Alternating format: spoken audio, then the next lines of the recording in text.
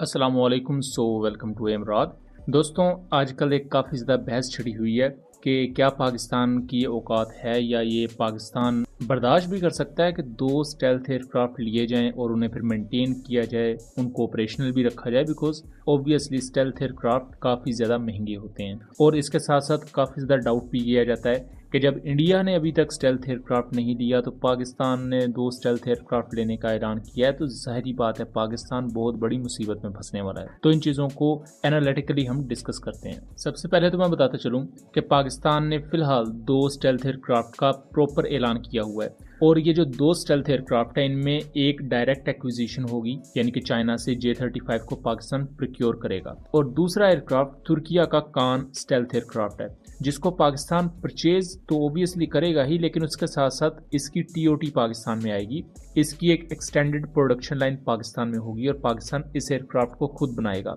So technically speaking कि पाकिस्तान कान project का already part है और पाकिस्तानी इंजीनियर्स 2023 से ही इस पूरे सिनेरियो में तुर्किया में मौजूद रहे हैं और इसे तुर्किया के डेप्टी डिफेंस मिनिस्टर ने खुद कंफर्म किया था। उनकी स्पीच हमने इससे पहले भी अपनी मुख्तलिफ वीडियोज़ में दिखा चुके हैं, उसको आप एक दफ़ा खुद यहाँ सुन लें। Within this month, we will be discussing with our Pakistani counterparts to officially include Pakistan in our national fighter jet program, Kaan, in which close to 200 officials and engineers already take part in the development of this program, and I thank you very much for this.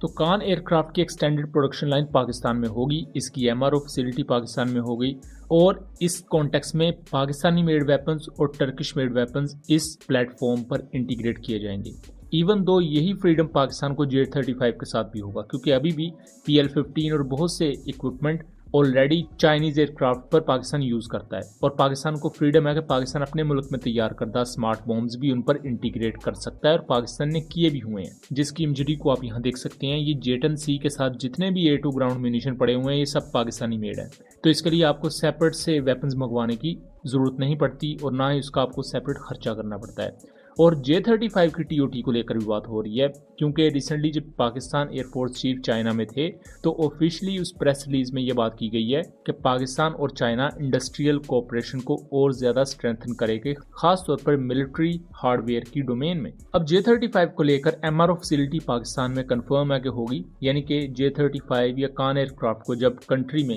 Complete overhaul करना होगा तो इन्हें China या तुर्की नहीं भेजना पड़ेगा, बल्कि पाकिस्तान में ही इनकी कंप्लीट ओवरहॉलिंग, इनको इवन रिपेयर भी किया जा सकता होगा। लेकिन उसके मुकाबले में अगर इंडिया को देखें, इंडिया का सबसे पहले तो इशू इस वक्त ये है कि जो बहुत ही ज़्यादा पुराने एयरक्राफ्ट है उन्हें रिप्लेस करना है। उन्हें रिप्लेस करने के लिए इवन इंडिया राफेल की तरफ देख रहा है कि वो मजीद खरीद लिए जाएं, या F-15EX की बात भी चल रही है। सो यहाँ इंडिया 4.5+ जनरेशन के एयरक्राफ्ट में फंसा हुआ है। उसके बाद अगर स्टेल्थ एयरक्राफ्ट की तरफ आ जाएं, यानी कि 5th जनरेशन एयरक्राफ्ट की तरफ, तो AMCA अभी काफ़ी ज़्यादा अनसर्टेन है। AMCA का भी एक प्रोटोटाइप भी नहीं बना, अभी ऑलमोस्ट चीज़ें ऑन पेपर हैं। और उसके बाद अगर इंडिया स्टॉप गैप के तौर पर अमेरिका से या रशिया से 5th जनरेशन एयरक्राफ्ट खरीदता है तो उसमें भी इशूज़ हैं। अमेरिका पर इंडिया 100% बिलीव नहीं करना चाहता और अमेरिका पर तो आजकल नेटो के कंट्रीज़ भी 100% यकीन नहीं करना चाहते, जो मैटर ऑफ फैक्ट है। दूसरी तरफ अगर रशिया के कॉन्टेक्स्ट में देखा जाए तो इंडिया को Su-57 100% पसंद नहीं है, बिकॉज इंडिया को लगता है कि Su-57 की स्टेल्थ बाकी दुनिया के स्टेल्थ एयरक्राफ्ट जितनी अच्छी नहीं है, जो शायद एक हद तक ठीक भी है। अब उस कॉन्टेक्स्ट में इंडियन साइड पर और तो कुछ नहीं किया जा सकता, तो ये बात कही जा रही है कि पाकिस्तान दो स्टेल्थ एयरक्राफ्ट लेकर आएगा तो ये बहुत महंगे होंगे, तो इन्हें किस तरह ऑपरेशनल रखा जाएगा, ये तो ग्राउंड हो जाएंगे, इसके तो स्पेयर्स का मसला हो जाएगा। और स्पेयर्स के मसले की वो बात कर रहे हैं जिन्हें खुद Su-30 MKI और MiG-29 के स्पेयर्स का इशू रहा है माजी में, और खुद वो ये बात एक्नॉलेज भी करते हैं। यहाँ सिंपल एज दैट कि पाकिस्तान को ऑब्वियसली बजट कम है, लेकिन पाकिस्तान यहाँ स्मार्ट बजट मैनेजमेंट जैसी टेक्निक्स को यूज़ करता है। इसमें क्या होता है कि आप एक ही साल में पूरी की पूरी रकम पे नहीं करते, क्योंकि आपका बजट थोड़ा होता है तो हर साल थोड़ी थोड़ी रकम पे की जाती है। इसके साथ साथ जो MRO फैसिलिटीज़ हैं और TOT पर ज़्यादा फोकस किया जाता है, ताकि आप बहुत सी टेक्नोलॉजीज़ को खुद अपने कंट्री में डेवलप करने के काबिल हों। इससे सबसे पहले तो शिपमेंट का आपका खर्चा ऑलमोस्ट नहीं होता उसके साथ साथ मेंटेनेंस के लिए आपको अपने पूरे इक्विपमेंट को दूसरे मुल्कों में नहीं भेजना पड़ता। और करंटली पाकिस्तान एयरफोर्स को आप देखें तो नेस्टैप में जो फ्यूचर टेक्नोलॉजीज़ पर काम हो रहा है, बहुत से तुर्की और चाइना के साथ मिलकर प्रोजेक्ट्स चल रहे हैं, वो इसी कॉन्टेक्स्ट में है कि ज़्यादा से ज़्यादा चीज़ों को अपने मुल्क में इंडिजनाइज करने की कोशिश की जाए, क्योंकि यही एक वह तरीका है जिससे आप कम बजट होते हुए भी कंपैटिबल रह सकते हैं। उसके साथ साथ यहाँ एक अहम चीज़ ये है कि स्टेल्थ एयरक्राफ्ट आने का मकसद ये नहीं होता कि स्टेल्थ एयरक्राफ्ट आपकी एयरफोर्स में आ गया तो बाकी एयरक्राफ्ट आप खुडे लाइन लगा देते हैं और अब उसी को उड़ाते हैं, ऐसा नहीं होता। स्टेल्थ एयरक्राफ्ट की ऑपरेशनल कॉस्ट ऑब्वियसली ज़्यादा होती है, सो आपने एक हाई एंड लो का मिक्स रखना होता है कि स्टेल्थ एयरक्राफ्ट आप यूज़ करते हैं स्पेशल ऑपरेशंस के लिए, जबकि वर्क हॉर्स के तौर पर आपके 4.5 जनरेशन एयरक्राफ्ट यूज़ होते हैं। अभी भी आप अमेरिका की एयरफोर्स को देखें, वो यही सेम करते हैं कि F-35 उनका हाई एंड एयरक्राफ्ट है, जबकि F-16 और F-15 को वो as a workhorse use करते हैं। सो पाकिस्तान भी फ्यूचर में सेम यही टेक्निक अपनाएगा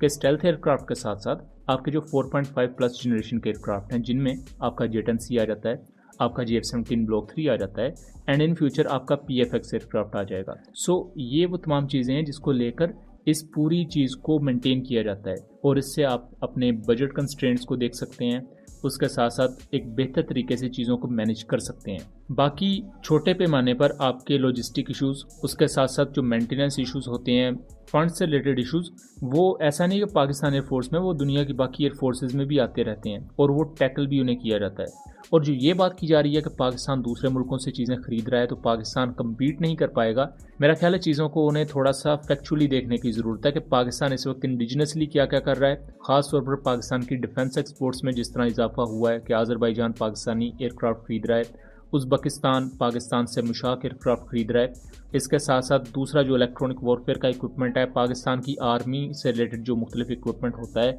गिड्स के थ्रू बनता है, वो बहुत से कंट्रीज़ खरीद रहे हैं। सो यहाँ पाकिस्तान की डिफेंस एक्सपोर्ट्स भी यहाँ रिसर्च एंड डेवलपमेंट को बहुत ज़्यादा सपोर्ट करती हैं। और आप इन तमाम चीज़ों को छोड़ें कि अगर पाकिस्तान के पास कम पैसे हैं तो पाकिस्तान 2 स्टेल्थ एयरक्राफ्ट खरीद रहा है। जो लोग पाकिस्तान की इकोनॉमिक कंडीशन पर बात कर रहे हैं, तो अगर आपके पास इतने ज़्यादा पैसे हैं तो आप 3 स्टेल्थ एयरक्राफ्ट ले लें। पाकिस्तान ने तो नहीं रोका किसी को कि आप ना लें या ख़रीदें या ना ख़रीदें। एक इंडियन दोस्त पाजी अनुराग, आप उनका ही खुद बयान सुन लें